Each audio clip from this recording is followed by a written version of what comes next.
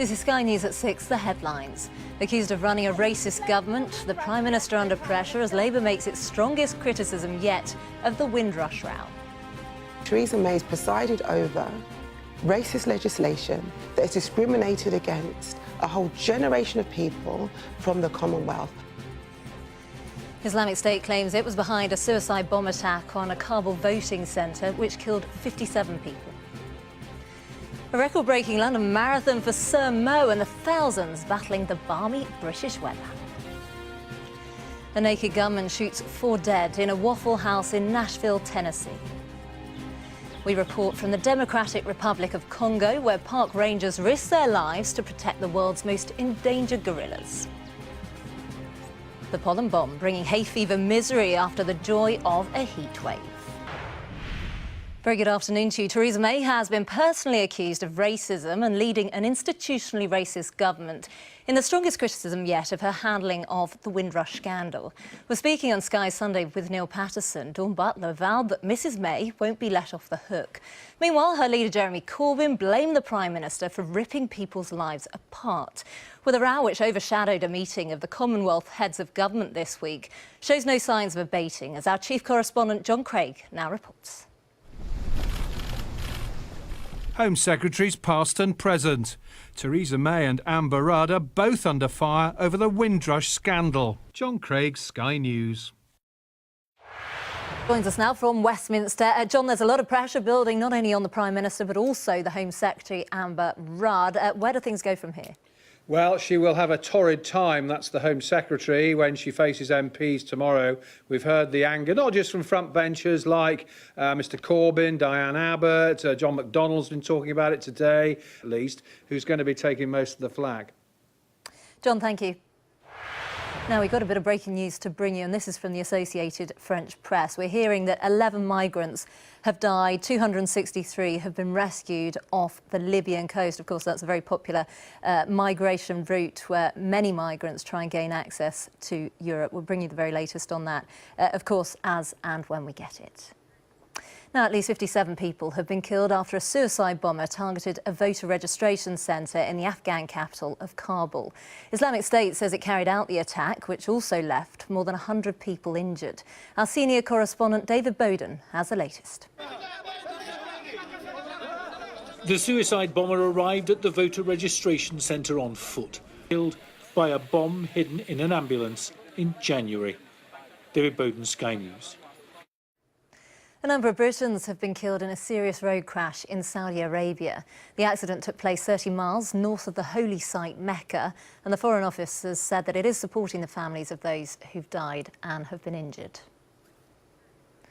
A gunman has shot and killed 4 people at a restaurant in the USA. The man, who was wearing nothing but a green jacket, opened fire at a Waffle House in Tennessee in the early hours of Sunday morning. Our US correspondent Greg Milam has this report. Advise put your gear on if you have it. Suspect is still on foot. They do have multiple patients this time. We do not have a total count. It was, police say, a completely random shooting, as he shattered by it. Greg Milam, Sky News, Los Angeles.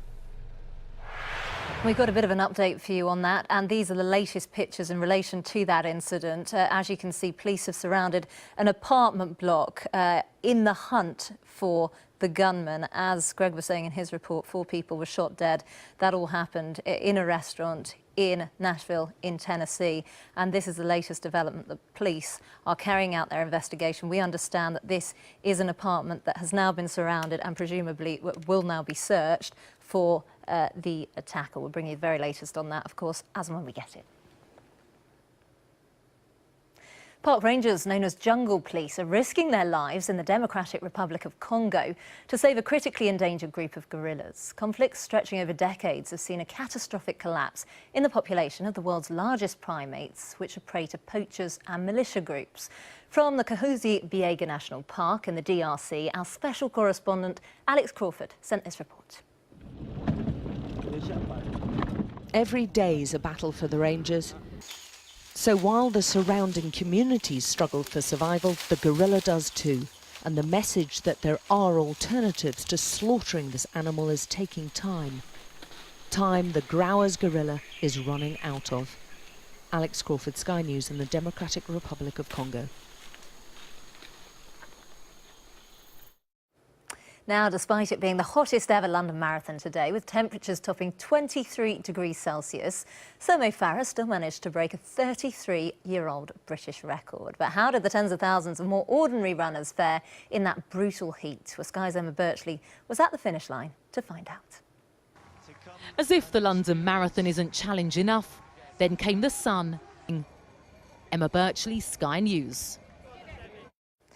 No, we just got a bit more breaking news on that incident off the Libyan coast where we were telling you that 11 people have died and around 263 have been injured. There's a bit more detail coming through. This was 2 rescue operations that took place today. The first operation, the Coast Guard found 11 bodies and 83 survivors. That was all off the town of Sabratha. And then the second was in the town of Zliten, and they rescued 180 people there, many on 2 inflatable dinghies. And of course, this is a very popular migrant route from Libya into Europe. And that breaking news there, that 11 migrants have died, 263 have been rescued off the Libyan coast.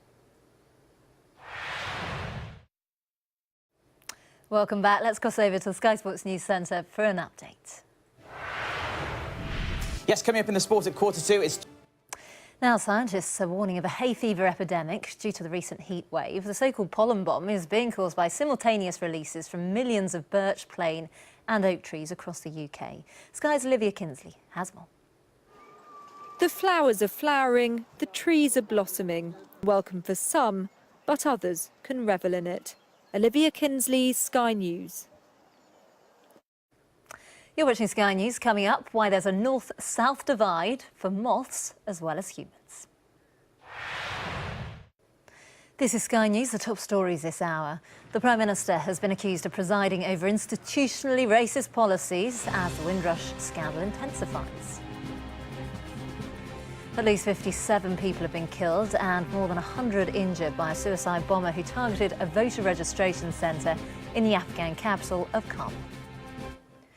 And a number of Britons have been killed in a serious road crash in Saudi Arabia. The accident took place 30 miles north of the holy site of Mecca.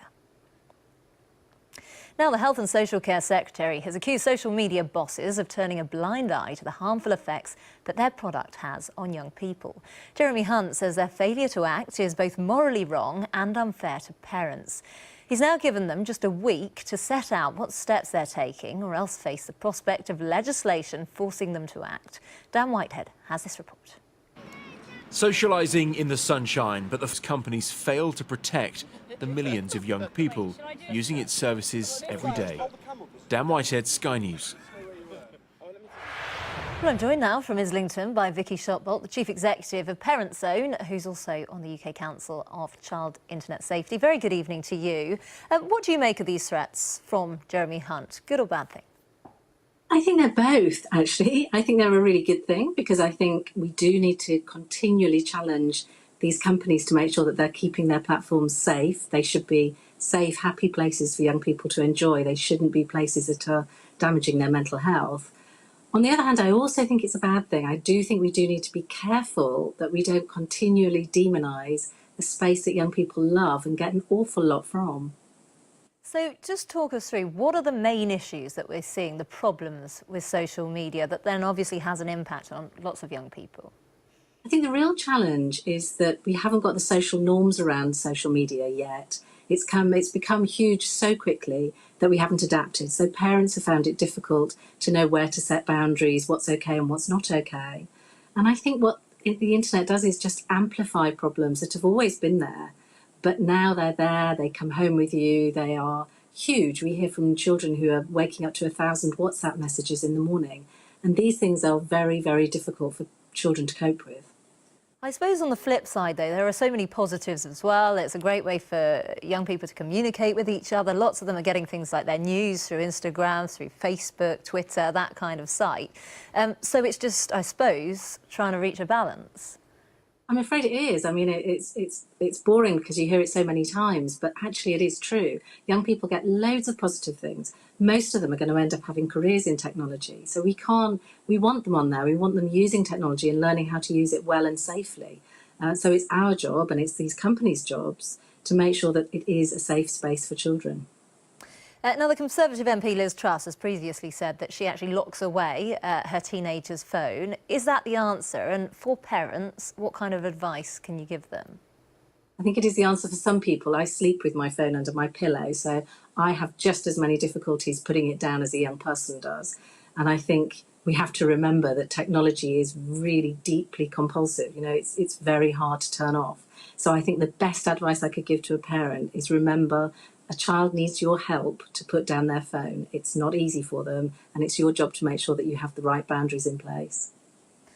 So what would your advice be then? What steps do you think need to be in place to try and make sure that there is a balance?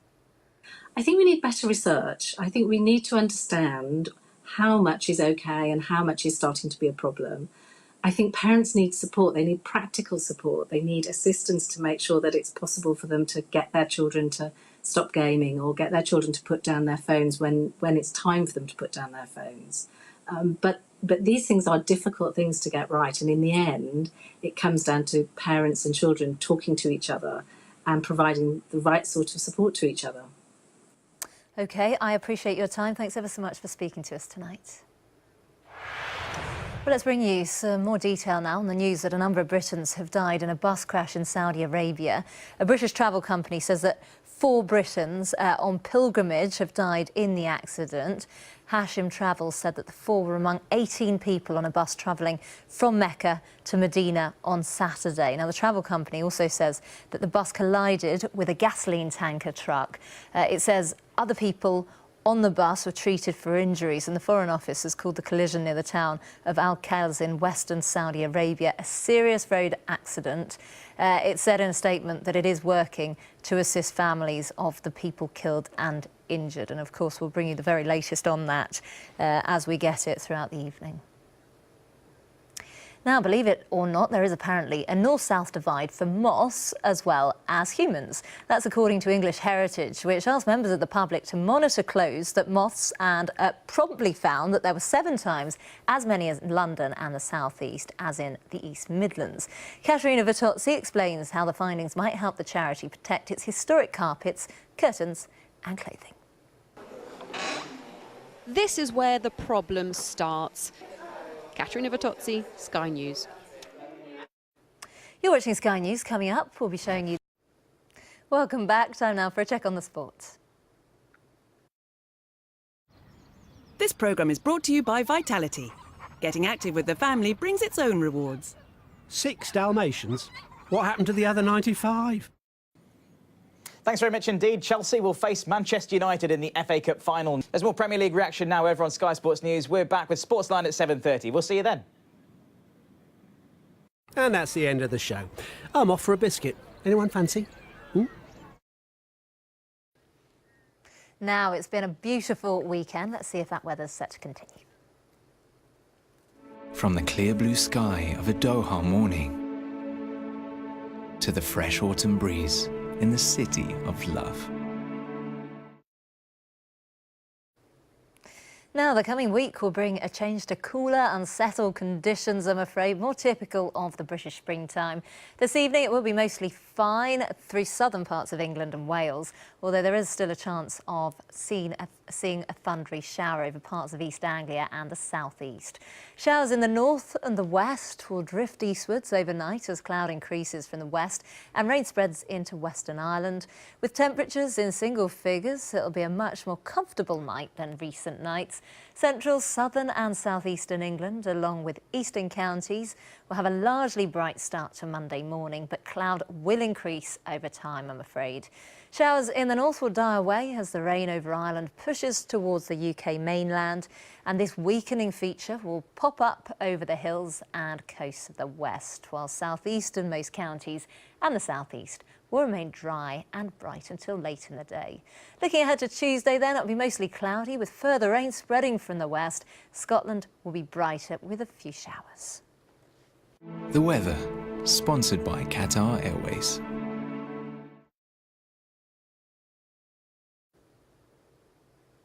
You're watching Sky News. Coming up, there's pressure growing on Theresa May over the Windrush scandal as she's accused of presiding over institutionally racist policies. That's come from Dawn Butler, the Shadow Equalities Secretary, who we heard on Sunday with Neil Patterson. We'll have the latest coming up after this short break.